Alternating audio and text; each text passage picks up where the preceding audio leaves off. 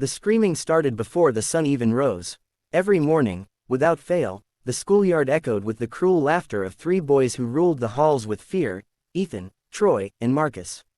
For the two sisters they targeted, 14-year-old Lila and her 13-year-old sister Maya, school wasn't a place of learning. It was a battleground, and every day, they walked in knowing they wouldn't leave without bruises on their bodies, their dignity, or their hearts. Lila tried to be brave for Maya, whispering the same promise each morning as they walked through the rusted school gates: just one more day. One more day, and we'll get through this. But every day, the bullying got worse. The boys shoved them into lockers, stole their lunches, spread lies about them, mocked their clothes, and once even locked Maya in the girls' bathroom for an hour while laughing outside the door. The teachers shrugged it off. Kids will be kids, they said. The principal waved concerns away. We don't have evidence. And so Lila and Maya learned to suffer in silence. At home, their mother worked double shifts at a diner. Their father was gone, no goodbye, no explanation, just vanished one night years ago. It was just the three of them, and the girls didn't want to add to their mother's stress, so they hid the truth, wore long sleeves, and practiced fake smiles at dinner. But silence can only hold so long before it cracks. One rainy afternoon, everything changed. The bullies cornered Maya near the bike racks after school. Lila saw them from across the courtyard but was too far away to reach her. She heard Maya scream as Ethan grabbed her backpack and dumped all her books into a puddle.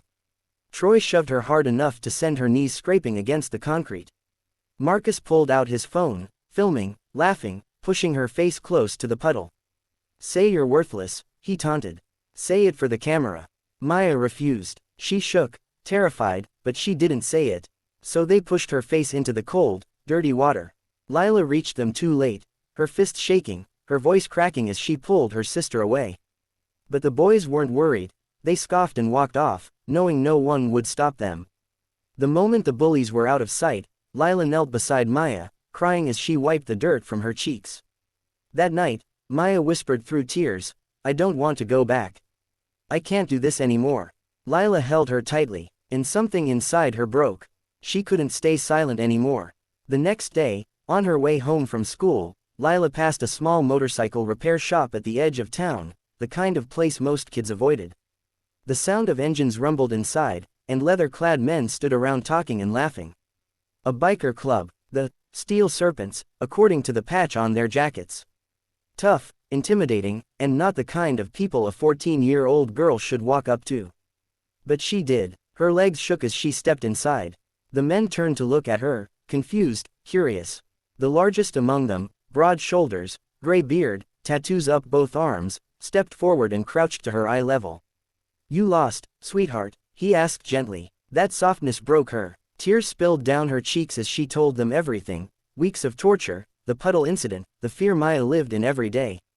She didn't ask them for violence. She didn't ask for revenge. She just said, "I don't know what else to do, please.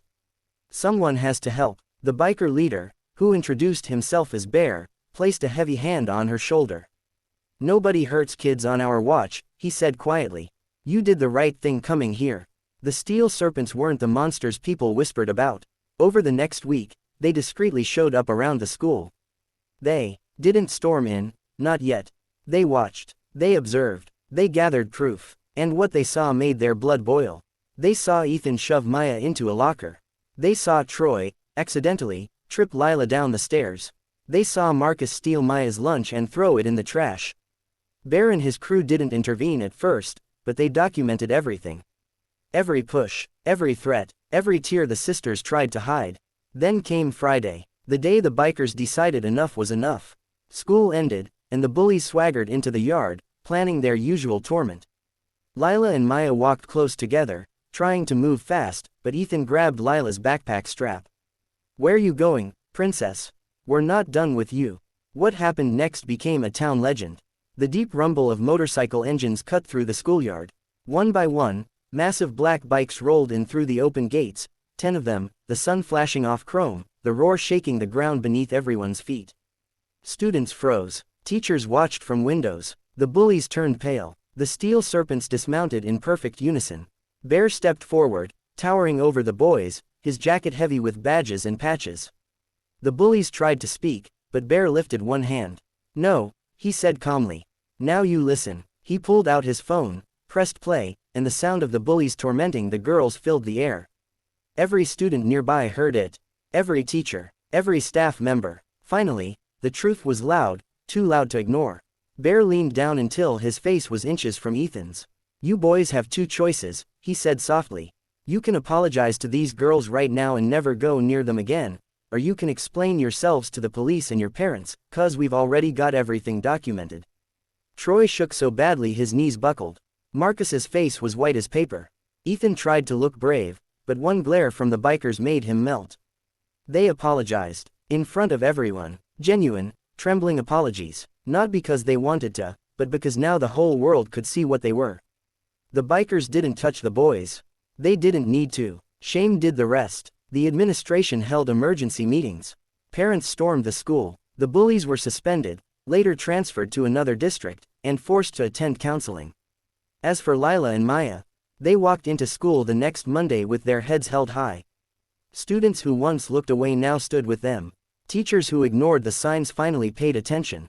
And the steel serpents kept a quiet watch, not interfering, not intruding, just making sure the girls felt safe. One afternoon, as Lila and Maya left school, Bear was leaning against his bike, arms crossed, smiling.